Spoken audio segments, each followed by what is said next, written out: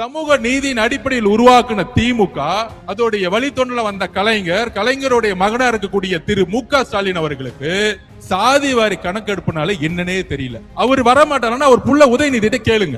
ஏன் கேட்க சொல்றேன்னா, அவர் புள்ள உதயநிதி கிட்ட நம்மள பார்த்து மாநாடுல கொள்கையற்ற கட்சி தமிழக வெற்றி கழகம், நான் சேலஞ்ச் விடுறேன் உங்களை பார்த்து. இன்னைக்கு ஒரு முதலமைச்சர் இன்னைக்கு 12ஆம் கிளாஸ் குழந்தை காலையில எந்திரிச்சு காலை கடனை கடக்க கூட முடியாத வெளியில ஒரு கழிவறை அற்ற ஒரு மாநிலம் அது. நம்ம என்ன பீகார்ல இருக்கிறோமா, யூபில இருக்கிறோமா?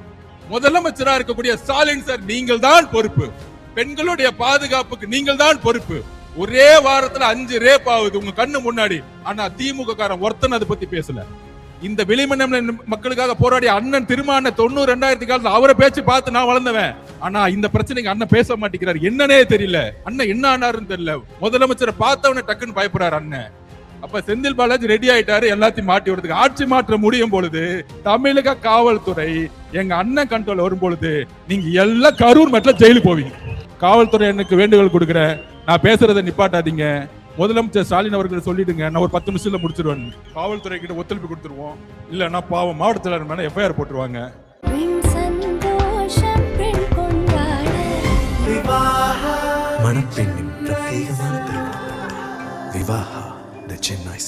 அப்படி நீதி கட்சியில் தொடங்கி, அப்படி 1951 பெரியார் அவர்கள் தொடங்கி 1994 அம்மா ஜெயலலிதா அம்மையார் மூலமாக 69% இடஒதுக்கீடே இந்தியாவிலேயே ஒரே மாநிலம் இன்னைக்கு உறுதிப்படுத்தியிருக்கு.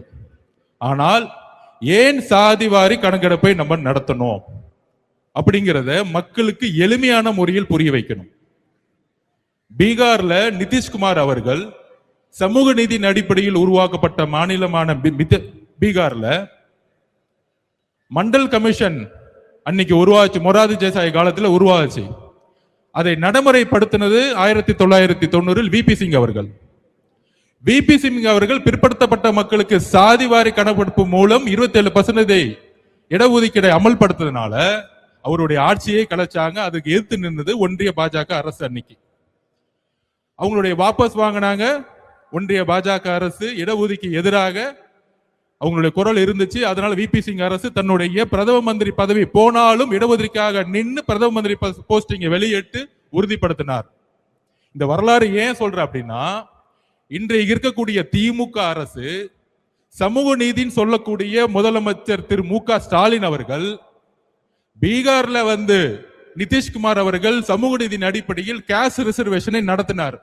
ஏன் நடத்தினார் அப்படின்னா, அங்க இருக்கக்கூடிய அனைத்து தரப்பட்ட மக்களும், எஸ்சி மக்கள், எஸ்டி மக்கள், பிசி மக்கள், ஓபிசி மக்கள், எம்பிசி மக்கள், எல்லா மக்களுடைய தற்சமயம் கணக்கு என்ன?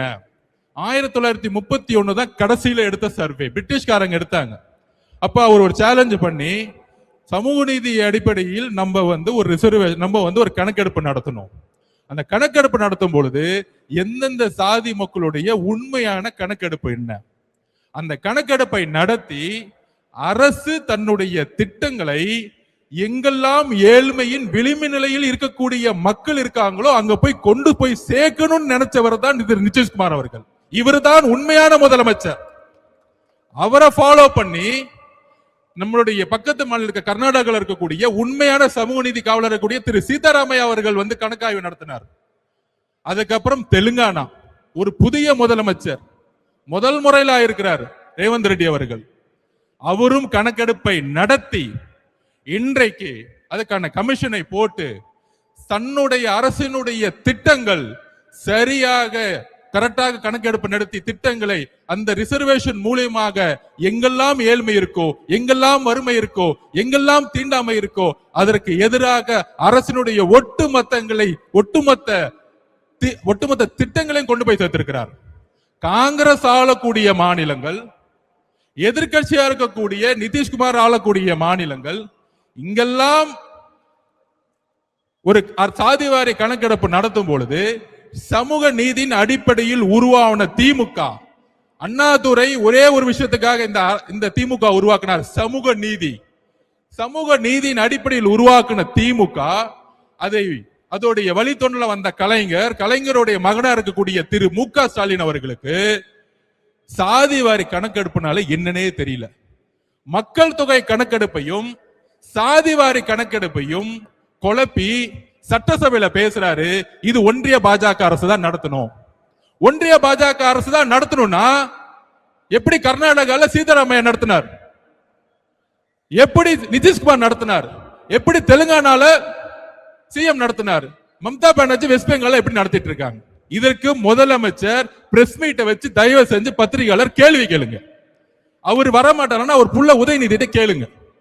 ஏன் கேட்க சொல்றேன்னா, அவர் புள்ள உதயநிதி கிட்ட நம்மளை பார்த்து மாநாடுல கொள்கையற்ற கட்சி தமிழக வெற்றி கழகம், நான் சேலஞ்ச் விடுறேன் உங்களை பார்த்து, இன்னைக்கு நீங்க உங்களுடைய திரு முதலமைச்சர் ஸ்டாலின் அவர்களே, திரு உதயநிதி அவர்களே, உங்களுடைய தொலைக்காட்சி சேனலுக்கே கூப்பிடுங்க, இல்ல சன் டிவிக்கே கூப்பிடுங்க, நான் வரேன். உங்களுடைய மகன் அடுத்த முதலமைச்சர் சொல்றீங்களே, உங்களுடைய மகன் சமூக நீதினா என்ன, சாதிவாரி கணக்கெடுப்புனா என்ன, நெருமொழி கொள்கைனா என்ன, ஒவ்வொரு கொள்கையும் நாங்க வந்து பேசுறோம். நான் தனிப்பட்ட முறையில் வரேன். ஒரு விவாதம் நடத்துறதுக்கு உதயநிதிக்கு தகுதி இருக்கா? தகுதி இருந்தால் நான் இந்த சேலஞ்சுக்கு ரெடி. இது தமிழக வெற்றி கழகம் சார்பாக ஆதவர்ஜுனோ உதயநிதியும் நாம களத்துக்கு நான் பேசி கொடுக்க ரெடி. அப்படி ரெடி இல்லைன்னா தமிழக வெற்றி கழகத்தை பார்த்து கொள்கை தெரியாத ஒரு கட்சின்னு சொல்லாதீங்க. இன்னையோட பயந்துட்டு வீட்டை விட்டு வெளியே வராதீங்க. மாண்புமிகு முதலமைச்சருக்கு ஸ்டாலின் அவருக்கு டைரக்டா சேலஞ்ச் கொடுக்கிறேன். உங்களுடைய மகனை ஸ்ட்ரைட்டா எந்த தொலைக்காட்சி வேணா அனுப்புங்க. கொள்கை ரீதியான எல்லா கேள்விகளுக்கும் அவர் என்ன வேணா என்ன பார்த்து கேட்கட்டும், நான் என்ன வேணா கேட்கிறேன். தைரியம் இருந்தா பதில் சொல்லட்டும். ஒருவேளை நான் தோத்துட்டு அரசியல் விட்டா போயிடுறேன். அரசியலை விட்டா அன்னைக்கே ரிசைன் பண்ணிட்டு போயிடுறேன். அப்படி தைரியம் இல்லைன்னா மாண்புமிகு உதயநிதி அவர்களே, தயவு செஞ்சு மேடையில என் கட்சியை பத்தியே பேசாதீங்க, கொள்கை தெரியலன்னு. இதுதான் எதற்கு சாதிவாரி கணக்கெடுப்பை நம்ம நடத்துறோம் அப்படின்னா, தமிழக அரசில் உருவாக்கக்கூடிய திட்டங்கள் 4 லட்சம் கோடி ரூபாய் பட்ஜெட் போறாங்க பாருங்க. இந்த சாதிவாரி கணக்கெடுப்பு நடத்தும் போதுதான் இன்னைக்கு எஸ்சி எஸ்டி மக்களுடைய கணக்கெடுப்பு அதிகமா இருக்கு. இன்னைக்கு கிட்டத்தட்ட 27% மேல அதிகமா இருக்கிறாங்க. அதே மாதிரி பிசி மக்கள், ஓபிசி மக்கள், எம்பிசி மக்களுடைய கணக்கெடுப்பு என்னன்னு நமக்கு தெரியணும். தெரிந்தால் மட்டும்தான் திட்டங்கள், அரசனுடைய திட்டங்கள் கரெக்டாக கொண்டு போய் சேர்த்து இங்க ஏழ்மையை ஒழிக்க முடியும். ப்ரொஃபஷனல் எஜுகேஷன் எங்கெல்லாம் கம்மியா இருக்கோ அங்க கொண்டு போய் சேர்க்க முடியும். இதுக்கு தான் சாதிவாரி கணக்கெடுப்பு நடத்தணும்னு நம்ம எளிமையா மக்கள் கிட்ட நம்ம கேட்கிறோம். நம்பர் 1, அவருக்கு தெரிஞ்சதெல்லாம் ஒண்ணுதான். நம்ம அண்ணன் சொன்ன மாதிரி SST Stalin sir tax 30% commission அடிக்க மட்டும்தான் ஸ்டாலின் சார் ஐயா அவருக்கு தெரியும். வேற ஒண்ணுமே தெரியாது. பட்ஜெட்ல 30% அடிச்சு 1.5 லட்சம் கோடி ரூபாய் எப்படி அடிக்கிறது மட்டும்தான் அவங்களுடைய குறிக்கோள். அப்ப இன்னைக்கு அடுத்த பிரச்சனை என்ன நம்ம குரல் கொடுக்கிறோம்? சட்டம் ஒழுங்குடைய பிரச்சனை. சட்டம் ஒழுங்கோட பிரச்சனை என்ன? இன்னைக்கு நம்ம வரும்போது நம்ம அண்ணன் கிட்ட இருந்து அறிக்கை ஒண்ணு வந்திருக்கும். இந்த ஒரு வாரத்துல, அதாவது டெல்லியில ஒரே ஒரு பெண் நம்மளுடைய சகோதரி நிர்பயா அவர்களை கற்பழிக்கப்படும் பொழுது ஒட்டுமொத்த டெல்லியும் தூக்கி எரிஞ்சிச்சு. அன்னைக்கு ஒரு முதலமைச்சர் இருந்தாங்க, உமன் முதலமைச்சர் தான். அப்ப கெஜ்ரிவால்னு ஒருத்தர் நாமினேஷன் பண்ணும் பொழுது இதுக்காக பயங்கரமா குரல் கொடுத்தாரு. நாமினேஷன் பண்ணும் போது ஆம் ஆத்மி கட்சியை பார்த்து இவங்க எல்லாம் ஜெயிப்பாங்களா, இவங்கெல்லாம் பூத்து இருக்கா, இவங்க எல்லாம் சின்ன பசங்களாச்சு இப்படின்னு சிரிச்சாங்க. எப்ப 15 வருஷமா முதலமைச்சரா இருந்தவங்க. அதே மாதிரி ஒரே ஒரு ரேப்பு ஒட்டுமொத்த அரசியும் தூக்கி எறிஞ்சிச்சு. இன்னைக்கு ஒரு ரேப்பா நடக்குது. 2 வயசு குழந்தைய யாராச்சும் பாலியல் பலாத்காரம் பண்ணணும் ஒரு சிந்தனை வருமா? எவ்வளவு பெரிய மனசு வழியில நம்ம இருக்கிறோம், என்ன சமூகத்தை உருவாகிட்டு இருக்கோம். அதை செஞ்சது திமுக காரன்னு சொல்லி உக்காந்துட்டு இருக்காங்க. அக்கா கனிமொழி அக்கா இன்னும் வீட்டை விட்டு வெளியே வரல அது பிரச்சனை கேட்கறதுக்கு. அதுக்கப்புறம் உதயநிதி அவர்கள் வரல, முதலமைச்சர் ஸ்டாலின் அவர்கள் அது பத்தியே பேசல. 2 வயசு குழந்தை பிரச்சனை முடியறதுக்குள்ள அடுத்தது மதுராந்தகத்துல, அடுத்த தூத்துக்குடியில தன்னுடைய வீட்டுல கழிவறை இல்லையா? இதுதான் தமிழ்நாடு முன்னேறிய மாநிலமா? இதுதான் திராவிட 2.0வா? ஒரு கழிவறை இல்லாத ஒரு கிராமத்தை உருவாக்கிய ஒரு முட்டாள் முதலமைச்சர். இதுக்கு மேல சொல்றதுக்கு கோபமான வார்த்தைகள் எனக்கு இல்ல கிடையாது. இதுக்கு மேல ஒரு முதலமைச்சர் இதை பத்தி பேச கொடுக்க வாய் வரலன்னா ஒரு பெண் குழந்தையை பெத்து வச்சிருக்காரு. அப்ப ஒரு முதலமைச்சர் இன்னைக்கு ஒரு 12ஆம் கிளாஸ் குழந்தை காலையில எந்திரிச்சு காலை கடனை கடக்க கூட முடியாத வெளியில ஒரு கழிவறை அற்ற ஒரு மாநிலம் அது. நம்ம என்ன பீகார்ல இருக்கிறோமா, யூபில இருக்கிறோமா? கழிவறையே இல்லாத ஒரு மாவட்டமும் கழிவறை இல்லாத கிராமங்கள் எத்தனை இருக்குன்னு முதலமைச்சருக்கு தெரியுதா இல்லையான்னு தெரியல. அப்ப கழிவறைக்கு போகாம, கழிவறைய வீட்டுல போகாம காட்டுல போகும்போது இங்க ஒரு ரேப் ஆகி வெட்டப்பட்டு நீங்க ஹாஸ்பிட்டல் உட்கார்ந்துட்டு இருக்காங்க. இதுவா தமிழ்நாடு? இதுவா பெண் பாதுகாப்பு? இத பத்தி நீங்க அட்லீஸ்ட் பேசுனீங்களா? வருத்தம் தெரிவிச்சீங்களா? இல்ல அட்லீஸ்ட் உங்களுடைய அமைச்சர் அவங்க வீட்டுக்கு அனுப்பிச்சீங்களா? ஒண்ணுமே கிடையாது. எல்லா செய்தி நிறுவனம் வாங்கப்பட்டிருச்சு. அதை பத்தி பேசவே கூடாது, விவாதம் பண்ணக்கூடாது. ஒரு ரேப்பாச்சு டெல்லியில ஒட்டுமொத்த இந்தியாவும் கொத்துச்சு. ஆனா தமிழ்நாட்டில் இருக்கவங்க இதை பத்தி பேசவே மாட்டாங்களே. என்ன பண்ணிட்டு இருக்காங்க? கூட்டணி மதிமுகவுடன் 3 கூட்டணி சைன் ஆயிடுச்சு. இதான் முதலமைச்சர் அன்னைக்கு ரேப் நடந்து அங்க வந்து வெட்டப்பட்டு இருக்காங்க, இங்க கூட்டணி பேசிட்டு இருக்காங்க. நீங்க அரசியல் தேர்தலை பேசுங்க, நாங்கள் மக்கள் பிரச்சனையை பேசி பேசி பேசி பேசி மக்களோட போயிட்டு இருக்கோம். நீ 22 கட்சி கூட்டணி உருவாக்கு, 32 கூட்டணி உருவாக்கு. ஆனா கூட்டணி கட்சி தலைவர் எல்லாம் கையை கட்டிக்கிட்டு மக்கள் பிரச்சனை பேசாம அமைதியா இருக்காங்க பாத்தியா? அங்கேயே அந்த எல்லா கட்சி தோழர்களும் தோத்துட்டாங்க. நீ 32 கட்சி வச்சுக்கோ, 42 கட்சி வச்சுக்கோங்க, தேர்தல் அரசியல் வெற்றி பெறவே முடியாது. மக்கள் பிரச்சனைகளை பேசாத தலைவர்கள் மக்களால் தூக்கி எறிந்த வரலாறு தான் தமிழ்நாடு.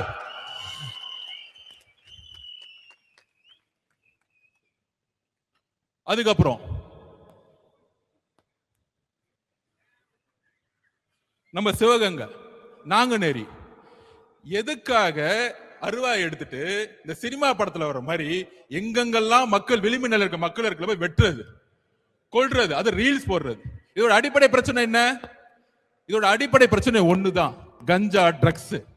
ஏன் 2 வயசு பொண்ணு வந்து கற்பழிக்கப்படுது? ஏன் 14 வயசு கற்பழிக்கப்படுது? ஏன் 12ஆம் கிளாஸ் பொண்ணு ஒரு இயற்கை உபாதைக்கு போகும்போது ஏன் கற்பழிச்சு வெட்டுறாங்க? நாங்க திருப்பி திருப்பி பதிவு பண்றோம் மக்கள் கிட்ட. தமிழ்நாட்டுல ட்ரக்ஸ் சேல்ஸ் அதிகமா போய்கிட்டே இருக்கு. 60,000 கோடி ரூபாய் டாஸ்மாக் சேல்ஸ் இருக்கலாம். அது மிகப்பெரிய ஒரு இந்த கவர்மெண்டோட மிகப்பெரிய பழி. ஆனால் ட்ரக்ஸோட சேல்ஸ் பாத்தீங்கன்னா அளவுக்கு அதிகமா போயிட்டு இருக்கா. அந்த ட்ரக்ஸ் எடுத்தவங்க மெயின் பிரச்சனையே பெண்களை வந்து கற்பழிப்பு பண்றது. அப்ப முதலமைச்சர் கேட்டா முதலமைச்சர் சொல்றாரு, ஒன்றிய பாஜக அரசு இல்லாம கடல் வழியை நம்ம நிப்பாட்ட முடியாது, கடல் வழியா தான் வந்து ட்ரக்ஸ் சேல்ஸ் பண்றாங்க.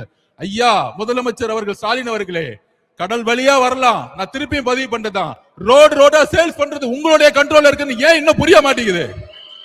உங்களுடைய தெருக்கள் யார் கண்ட்ரோல்ல இருக்கு? உங்களுடைய மாவட்ட செயலாளர்கள், உங்களுடைய அமைச்சர்கள், உங்களுடைய எம்எல்ஏக்கள், உங்களுடைய கவுன்சிலர்கள். உங்களுடைய கவுன்சிலருக்கு தெரியாம ஒரு வீடு கட்ட முடியுமா? ஒரு ரோடு போட முடியுமா? அப்படி எப்படியா கஞ்சா சேல்ஸ் பண்ண நடக்குது தமிழ்நாட்டுல? அதுதான் எங்களுடைய கேள்வி. உங்களுக்கு தெரியாம கஞ்சா சேல்ஸ் நடக்குன்னு சொன்னா தவறு. திமுகவுடைய அமைச்சர்கள், திமுகவுடைய எம்எல்ஏக்கள், திமுகவுடைய கவுன்சிலர்கள் யாருக்கும் தெரியாம தமிழ்நாட்டுல கஞ்சா சேல்ஸ் நடக்கிறது இல்ல. இதுதான் உண்மை. ஒரு இன்ஸ்பெக்டர் தெரியாம கஞ்சா சேல்ஸ் பண்ண முடியாது.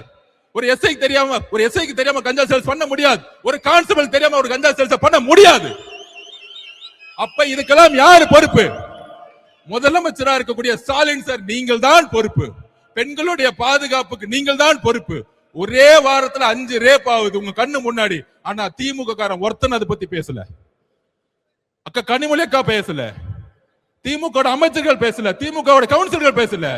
திசை திருப்புறது. ஏன் திசை திருப்பணும்? யாரு பேசுறா? எங்க அண்ணன் இங்க தலைவர் மட்டும்தான் இங்க பேசிட்டு இருக்காரு. இப்ப எஸ்ஓபிக்கு வர 3வது மேட்ருக்கு. இந்த மாதிரி பிரச்சனை நடக்கும் பொழுது எந்த தலைவரும் பேசுறது இல்ல. கூட்டணின்னு சொல்றாங்களே, மார்க்சிஸ்ட் கட்சியோட தலைவர்கள் பேச மாட்டாங்க. இந்த விளிம்பு மக்களுக்காக போராடிய அண்ணன் திருமான 90 2000 காலத்துல அவரை பேச்சு பார்த்து நான் வளர்ந்தவன். ஆனா இந்த பிரச்சனைக்கு அண்ணன் பேச மாட்டேங்கிறாரு. என்னன்னே தெரியல. அண்ணன் என்ன ஆனாருன்னு தெரியல. முதலமைச்சரை பார்த்தவன டக்குன்னு பயப்படுறாரு அண்ணன். எப்படி பார்த்தா எங்க அண்ணன் திருமான 2000ல. ஆனா இன்னைக்கு மக்களுடைய பிரச்சனைகளை பேசவே மாட்டேங்கிறார். என்னென்ன 6 தொகுதி 8 தொகுதி முக்கியமா? மக்களுடைய விளிம்பு மக்களுடைய பிரச்சனைகள் முக்கியமா? அத சொல்லுங்க. நாங்குநேரியில் வெட்டப்பட்டது யார்? தலித் சகோதரர்கள். மதுராங்கத்தில் வெட்டப்பட்டது யார்? தலித் சகோதரர்கள். எங்க உங்களுடைய பேச்சு? எங்களுக்கு வலிக்குது. மக்களை கை வைக்கும் போது எங்களுக்கு வலிக்குது. எங்களுக்கு உணர்வு இருக்கு.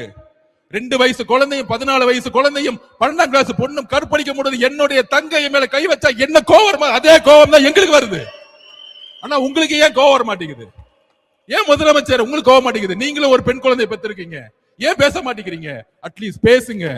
பாதிக்கப்பட்டவங்களை பாருங்க.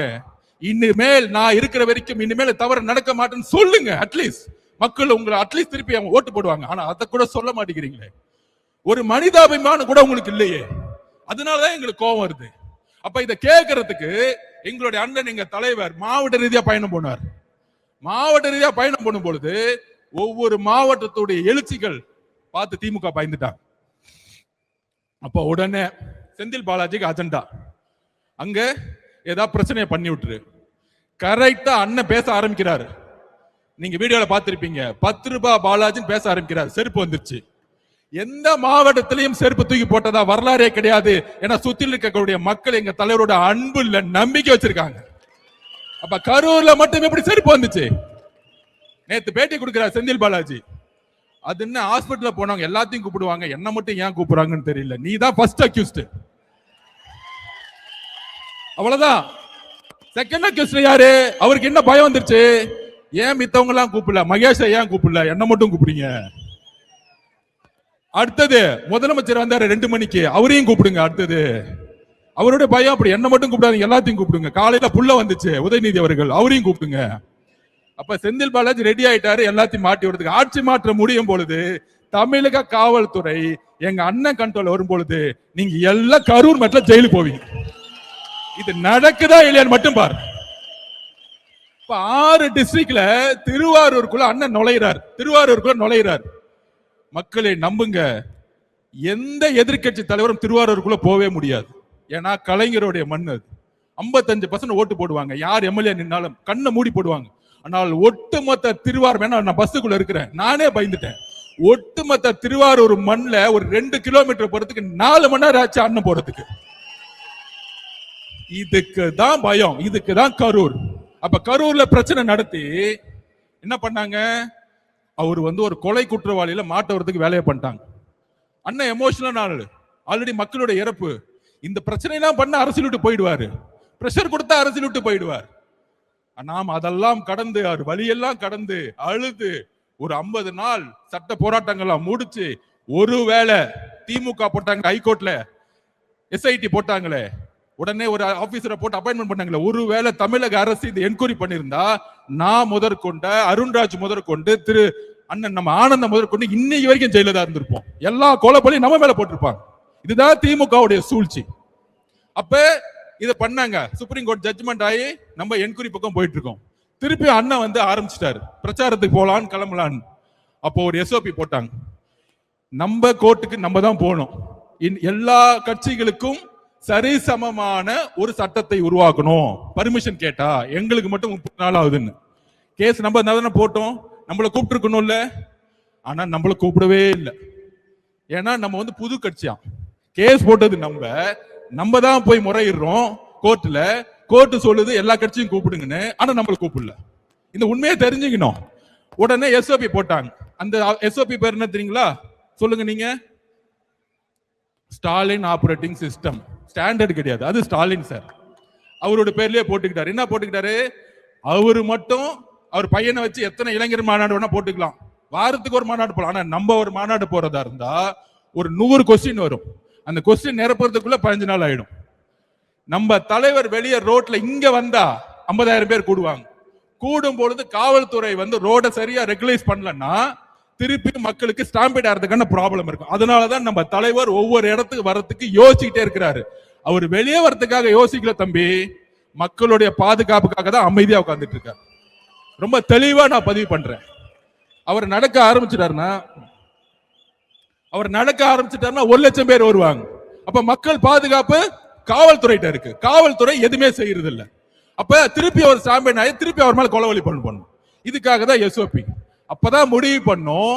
ஒவ்வொரு ஊரும் 15 கிலோமீட்டர் தள்ளி காட்டுல நிர்வாகிகள் மீட்டிங் வெறும் 5000 பேர் வச்சு அண்ணனை இன்னைக்கு பிரச்சாரம் பண்ணிட்டு இருக்கோம். இப்ப இந்த திமுகவுடைய சூழ்ச்சி உங்களுக்கு தெரியுதா? எதனால நம்ம பிரச்சாரம் பண்ண முடியலன்னு. இன்னைக்கு கூட அண்ணன் தூத்துக்குடி போனோம், மதுராந்தகம் போகணும்னு துடிக்கிறார். இந்த ரேப்ப கேள்விப்பட்டேன். ஆனால் அங்க காவல்துறைக்கு ரீச் பண்ணா யாரும் பதில் கிடையாது. அந்த சின்ன வீட்டுக்குள்ள போகும்போது 20,000 பேர் சுத்தி வந்தா யாரு பதில் சொல்லுவா திருப்பியும்? அப்ப என்னைக்கு நியூட்ரல் ஆகும்னா தேர்தல் கமிஷனுடைய நோட்டிபிகேஷன் வரும் பொழுது. அப்ப எல்லா கட்சிகளும் ரோட பிரச்சாரம் போலாம். அன்னைக்கு பிரச்சாரத்தை ஆரம்பிச்சாருன்னா தமிழகம் எம்ஜிஆருக்கு அப்புறம் உருவாக்காத பிரச்சாரத்தை தமிழக விஜய் அவர்கள் உருவாக்குவார். இது நடக்குதா இல்லையா மட்டும் பாருங்க. அன்னையோ நோட்டிபிகேஷனோட முதலமைச்சரோட சைன் அத்தாரிட்டி முடிஞ்சிச்சு, அதோட ஓவர். அப்ப தெரு தெருவா ஒவ்வொரு ரோடா போகும்பொழுது மக்களுடைய எழுச்சி அப்ப பாப்பீங்க, மக்களுடைய கோவத்தை நீங்க பாப்பீங்க. அப்ப இன்னைக்கு முதலமைச்சர் என்ன பண்ணிட்டு இருக்காரு, நீங்க ஒன்னே ஒண்ணு புரிஞ்சுக்கணும். அண்ணா ஓப்பனா சொன்னார், என்னுடைய தனிப்பட்ட பிரச்சனை விமர்சனம் நான் பாத்துக்கிறேன். அதுக்கு மேல என்ன பிரச்சனைன்னு சொல்றாரு. 2 வயசு குழந்தை ரேப் பண்றாங்க, 14 வயசு 16 வயசு குழந்தை காலை கடந்து கிடக்க முடியல. இதை நோக்கி நம்மளுடைய பிரச்சாரத்தையும் பிரச்சனையும் சொல்லுவோம். அப்ப இன்னைக்கு தமிழ்நாட்டுல எத்தனையோ தலைவர் இருக்காங்க, ஏன் அவர் மீது விமர்சனம்? நான் ஓப்பனா உங்ககிட்ட பதிவு பண்றேன், மக்கள்கிட்ட பதிவு பண்றேன், முக்கியமா சோசியல் மீடியா வாரியர்ஸ் கிட்ட பதிவு பண்றேன். தமிழ்நாட்டுல எம்ஜிஆருக்கு அப்புறம் ஒரு பிரபலமான ஒரு தலைவரா ரஜினிகாந்த் அவர்கள் வரணும்னு நினைச்சார். அரசியலுக்கு வந்து சிஸ்டத்தை மாத்தணும் எல்லாம் பண்ணணும்னு நினைச்சார். ஆனால் இதே திமுக குடும்பம் பல மிரட்டல்களை கொடுத்து அவரை அரசியல் கட்சி வர விடாம பாத்துக்கிட்டாங்க. இன்னைக்கு என்ன ஆனார், அவரு கடைசியில ரெட் ஜெயின் பிக்சர்லயே நடிக்க போயிட்டார். அவர் மேல விமர்சனம் கிடையாது, அந்த வலிமை மன வலிமை நம்ம தலைவர்கிட்ட இருக்கு. நான் பதிவு பண்றேன், நீங்க என்ன வேணா பண்ணுங்க, என் மக்களை கொன்ன, வீட்டை விட்டு வெளியே வந்துட்டேன், என்ன தனிப்பட்ட முறையில் விமர்சனம் பண்ற, அதுக்கெல்லாம் நான் பதில் கொடுக்கல. நீ பதில் கொடுத்துட்டு என்ன திட்டிட்டே இருக்கும் பொழுது மகளிர் தினத்தன்னைக்கு 12 ப்ராமிஸ் கொடுத்து என்னுடைய பெண்களுக்கு என்ன பண்ணணும்னு சொன்னவர் எங்க தலைவர். வீட்டுல உட்காரல பயந்துட்டு. அப்ப எதை நோக்கி நம்ம தலைவர் போறார்? தமிழ்நாட்டில் ஒரு மாற்றம் உருவாகணும். மாற்றம் உருவாகணும் சொன்ன தலைவர்லாம் என்ன ஆனாங்க? நான் ஒவ்வொன்றா சொல்றேன். மதிமுக தலைவர் வைகோ அவர்கள் கட்சி ஆரம்பிக்கும் போது திமுகவுடைய பல பிரச்சனைகள் சொல்லி ஏத்தினார். இன்னைக்கு 4 சீட்டு, அதுலயும் 3 சீட்டு உதயசூரியனா, 1 சீட்டு அவங்களோட சொந்த சிம்பிளா. இது என்ன கூட்டணி நமக்கு ஒண்ணும் புரியவே இல்லை. இன்னைக்கு அண்ணன் திருமா அண்ணன் திமுக கடுமையா 2014 பிரச்சாரம் பண்ணார், அவராலையும் முடியல. கடைசியில அங்க கூட்டணி. இது மாதிரி எல்லா தலைவர்களும் இன்க்ளூடிங் அண்ணன் கமலஹாசன் அண்ணன் கட்சி ஆரம்பிச்சு டிவி எல்லாம் உடைச்சாரு, ஆனால் அவராலையும் முடியல. நம்ம அவரை நம்ம சிறுமைப்படுத்தல, திருப்பியும் திமுக சேர்ந்து ரெட் ஜெயின் படத்துல நடிக்க ஆரம்பிச்சுட்டார். அப்ப எல்லாரும் ஓபிஎஸ் அண்ணன் முதலமைச்சரா இருந்தவர், அம்மா கூட விசுவாசி முதலமைச்சரா இருந்தவர், 3 தட்டி முதலமைச்சரா இருந்தார். இன்னைக்கு ஸ்டாலின் சர்வே செஞ்சுட்டார். அப்ப அவங்களுடைய பணபலத்தை பாருங்க. எல்லாரையும் விலை கொடுத்து வாங்கலாம், எல்லாரையும் மிரட்டலாம், ஆனால் தமிழகத்தில் மிரட்ட முடியாத, விலை கொடுத்து வாங்க முடியாத அன்காம்ப்ரமைஸ் தலைவர் ஒருத்தர்னா எங்களுடைய தலைவர் விஜய் அவர்கள் மட்டும்தான். உடனே கூட்டணி பத்தி 2 நாளா பேசிட்டு இருக்காங்க. அப்படி ஆயிடுமா, அப்படி ஆயிடுமா, இப்படி ஆயிடுமான்னு. 234 தொகுதியிலும் காவல்துறை எனக்கு வேண்டுகோள் கொடுக்கிறேன், நான் பேசுறதை நிப்பாட்டாதீங்க. முதலமைச்சர் ஸ்டாலின் அவர்கள் சொல்லிடுங்க, நான் ஒரு 10 நிமிஷத்துல முடிச்சிருவேன்.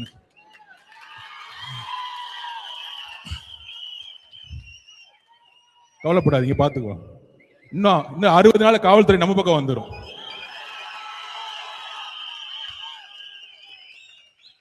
சோ காவல்துறை கிட்ட ஒத்துழைப்பு கொடுத்துருவோம், இல்லைன்னா பாவம் மாவட்ட செயலாளர் மேல எஃப்ஐஆர் போட்டுருவாங்க. கவலைப்படாதீங்க, 60 நாள் எஃப்ஐஆர் திருப்பி டெலீட் பண்ணிடலாம் நம்ம கவர்மெண்ட் வந்த உடனே. அதை பத்தி கவலைப்படாதீங்க. சோ 22 கட்சி கூட்டணி, கொள்கை கூட்டணி சொன்னவங்க இன்னைக்கு 2 வயசு குழந்தை, 14 வயசு குழந்தை, 16 வயசு குழந்தையோட ரேப்பை பத்தி பேசுறதுக்கு வாய் வர மாட்டேங்குது. ஏன்னா ஸ்டாலின் சார் கோச்சுக்குவாரு. இன்னைக்கு அங்க திருப்பியும் சொல்றோம், மக்களிடம் உண்மையை பேசக்கூடிய ஒரே தலைவர் நம்மளுடைய தலைவர் மட்டும்தான். இந்த கூட்டணி சொல்லிட்டு இருக்காங்க, கொஞ்ச நாளைக்கு அங்க போயிட்டான்னு சொல்லுவாங்க, கொஞ்ச நாளைக்கு டெல்லி பக்கம் போயிட்டான்னு. நாங்க நேர்காணல் நடத்தி 234 தொகுதிக்கு கேண்டிடேட்டா அண்ணன் ரெடி பண்ணிட்டு இருக்காரு. தெளிவா இருக்க குறிக்கோள், நிறைய குழப்பங்கள் வேணாம். நாம உறுதியாக சொல்றோம், ஒரு மக்கள் ஆட்சியை மக்களே உருவாக்குவார்கள் 2026 கண்டிப்பாக சரி செய்யும். அதோட இன்னொரு கோரிக்கை, கேஸ் பிரச்சனை பயங்கரமா கடுமையா போயிட்டு இருக்கு. பெட்ரோல் பங்க்ல பெட்ரோல் இல்ல, டீசல் இல்ல. மாநில அரசு ஒரு எமர்ஜென்சி கமிட்டியை உடனே அப்பாயின்மெண்ட் பண்ணி மத்திய அரசோட ஒன்றிய அரசோட பேசி மக்களுக்கு உண்மையான தகவல் சொல்லணும். இன்னும் 15 நாள்ல கேஸ் கிடைக்காது, இன்னும் 10 நாள்ல பெட்ரோல் கிடைக்காது, டீசல் கிடைக்காதுன்னு சொல்லணும். சொன்னாதான் அடுத்த கட்டத்துல குடும்பத்துல இருக்கவங்க அடுத்த என்னன்னு செய்யணும். ஒண்ணுமே சொல்லாம சும்மா எங்கேயாச்சும் டூர் போய்கிட்டு நாங்க ரோட்ல நிக்கக்கூடிய அவல நிலையை திமுக அரசு உருவாக்காதீங்கன்னு சொல்லி தயவு செய்து இன்னும் ஒரு வாரம் தான் மாண்புமிகு முதலமைச்சர் அவர்களே தூக்கத்திலிருந்து வெளியே வாங்க. உங்க ஆட்சியை நாங்க வெளியே அனுப்புறதுக்கு நாங்க எல்லாம் ரெடி ஆயிட்டோம். நன்றி, வணக்கம்.